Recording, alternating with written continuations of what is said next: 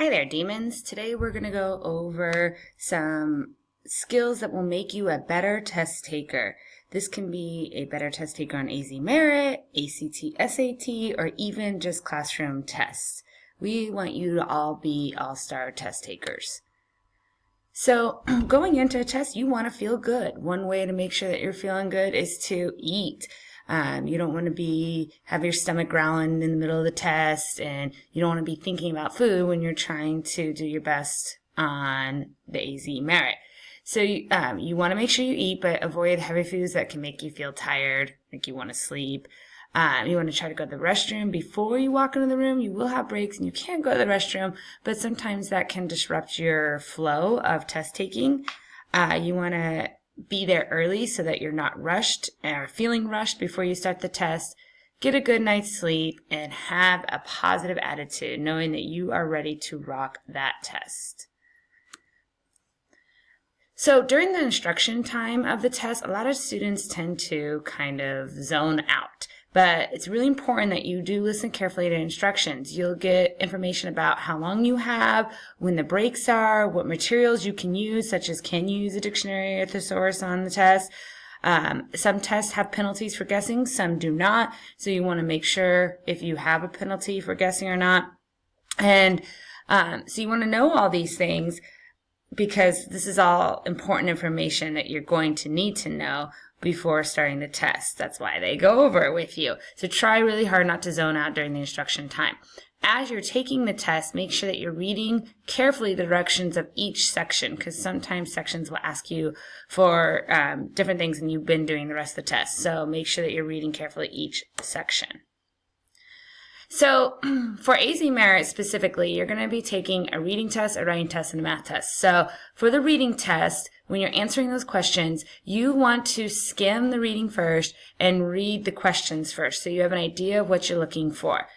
Remember that these questions on AZ Merit can all be answered by the text. So you can find the answer in the text that you're going to be reading.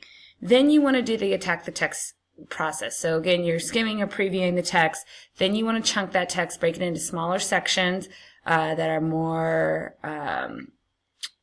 able to be processed. Smaller sections that are able to be processed. Quicker. And then you're going to actually do your T-chart with about statements and reflections, just like you might in class. So it's a little different when you're taking an online text, which AZ Merit is going to be online. You're going to need to use your scrap paper even for the reading test. You want to create a T-chart, and on one side of the T-chart is where your about statements are, your summary statements, and then on the other side is any reflections that you have. You may see, hey, this sounds like the question, and I'm going to write a reflection on that so that I remember when I go to answer the multiple choice questions that that's where that answer is in that section of the text. Also, there is a highlighter tool on the test that you can use, and that is helpful for you to identify where important information is or key points or where an answer to a question may be. So make use of the highlighter tool that is provided for you on the text. So when you're answering the questions, you want to cover all the answers and read the question and try to predict what you think the answer is before you look at the answers that are given to you. When you do look at the answers that are given to you, test writers like to bury the answers in like the D and the C answers because they know you're not going to read A, B, C, D. So they're trying to trick you. So when you're reading the answers, go from the bottom up. So read D first, then C, then B, then A. Another part of that is to make sure that you read all the answers because, again, they're trying to trick you. So they might have two answers that are very similar, two that seem like they could both be right. You need to make sure that you're reading all the answers and choosing the best answer. You also want to make sure that you use the process of elimination. Use the strike through tool. There is a tool on the test that will help you cross out the incorrect answers, the ones that you know are incorrect. Do that because that visually helps your mind see these ones are not correct, what is left, those are the ones that are going to be correct. And then you want to check the answer that most reasonably is the most reasonable answer or that most closely matches your predicted answer. So that's that answer that you tried to answer before you actually looked at the question, the answers to the question. Does one of the answers match that? Okay, you also want to feel some success right up front. So start with some easy questions first and then save those harder for last. There is a tool where you can mark a question for review. Do that. If it's a really hard question, mark it for review, and then you can go back to that question later. It'll pop up and tell you, hey, you haven't answered this question. It's marked for review at the end of the test. So you can go back and answer those harder ones. But we want to feel good about ourselves, and we want to feel like, hey, I got this. So answer those easy questions first. Make sure that on the AZ Merit, specifically, you are answering all questions. Make an educated guess if you need to. And on AZ Merit, also, there are Part A and Part B questions. Make sure that you're answering both parts. And that you're selecting the appropriate number of answers. So sometimes it may ask you to answer two answers. So make sure that you're reading the directions to that question carefully and that you're aware of Part A and Part B questions.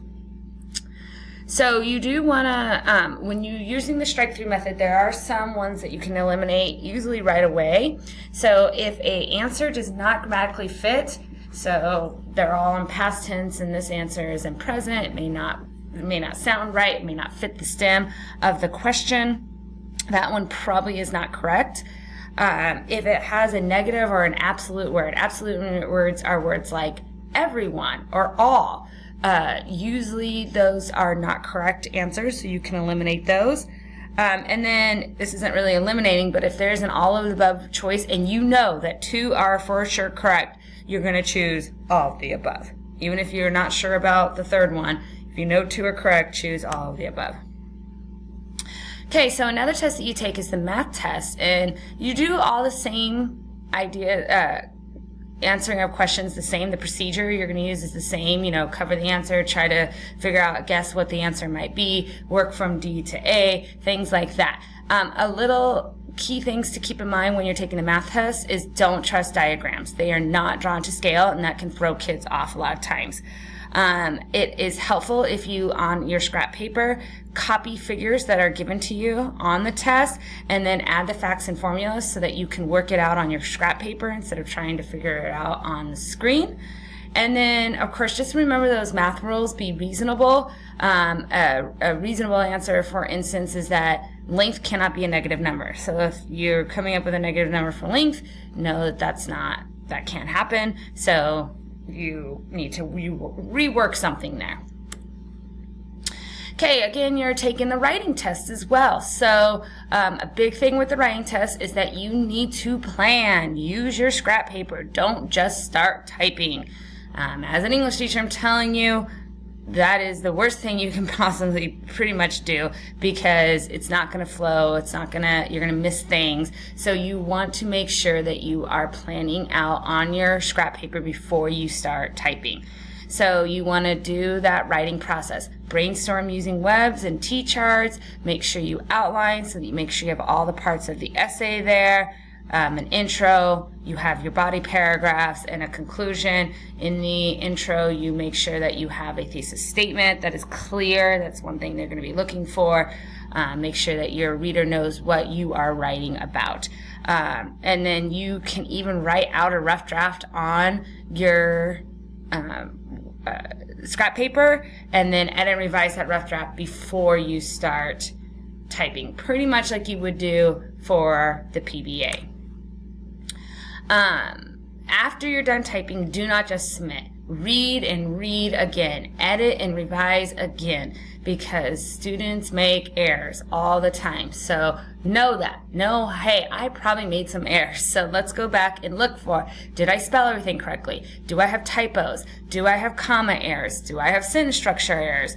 For instance, do I have run-ons? Or did I not vary my sentence structure enough? Do I have punctuation errors? Do I have capitalization errors?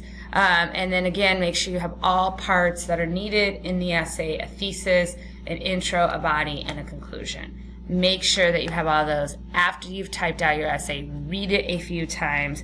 Make sure that you have everything and make sure it's perfect, or as perfect as you can get, and then have some pride in your work before you hit submit. On the writing test, you can use the Dictionary Thesaurus tool. It looks like this. This will not be available during the reading test, but this little tool will be available during the writing test, so you have that to help you. On the test, you have lots of tools that you can use. Most of them, you can kind of figure it out, how to navigate between one page to the other, save, those kinds of things. On this screen, I want to point out the line reader button. That allows you, if you struggle reading online, that allows you to highlight a line of the text so that you can like read it that way using the line reader to highlight. Makes it maybe a little bit easier for you to stay focused on what you're reading throughout the text. Then there is a place to take notes, but because you have scrap paper, we feel that you don't really need this. The notes button, it's not as helpful, I think, as scrap paper is. So just use the scrap paper, not note buttons. Again, you have that dictionary and thesaurus button, but that would only be available during the writing test, and you do have a calculator button. There's also some other tools for the highlight and the strike through. So if you're reading and you want to highlight some important information, you're going to right click. These tools are the highlight and the strike through are not just right there on the screen. You have to right click, like highlight what you want with the cursor, right click, and then those tools will pop up. So highlight any information that you find is important in the text. Strike through helps you to eliminate answers. Mark for review lets you click this and then go back to those harder questions so you can answer the easier ones first. Let's see. You can choose how you want to read it. That's that paginated stimuli button. And that you can expand the text, the passage to read it. You can scroll through the passage. It gives you some choices on what your test looks like, essentially, for how you want to read it. And then you do have a text-to-speech tool if needed as well, and you will have earphones. So these are some things to keep in mind when you are taking the test to be that all-star test taker. We know that you all are going to be doing great things. You're all ready for the test and you're going to shine, because demons always shine. But we just wanted to remind you what these test taking skills are before you start the testing season. Have a wonderful day, demons.